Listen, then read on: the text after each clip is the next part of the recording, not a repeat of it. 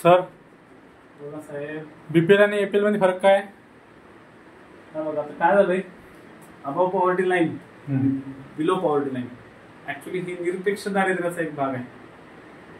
एक आपल्या भारतामध्ये ना दारिद्र्य रेषा ठरवली गेलेली आहे. तर खूप आधी 1957च्या काळामध्ये भारतीय श्रम परिषद आली होती. त्या भारतीय श्रम परिषदेमध्ये दारिद्र्य रेषा ठरवली गेली होती. आणि जुन्या काळामध्ये एक अभ्यास गट झाला होता, पोषण अभ्यास गट. त्या पोषण अभ्यास गटामध्ये दारिद्र्य रेषा ठरवली होती 2300 कॅलरी. तर 2300 कॅलरी ठरवून असं सांगण्यात आलं होतं की जर या कॅलरी जर मिळवत नसतील एखादा व्यक्ती तर तो बिलो पॉवर्टी लेवल, आणि जर हा कॅलरी मिळत असेल एखादा व्यक्ती तर तो अबव पॉवर्टी लेवल.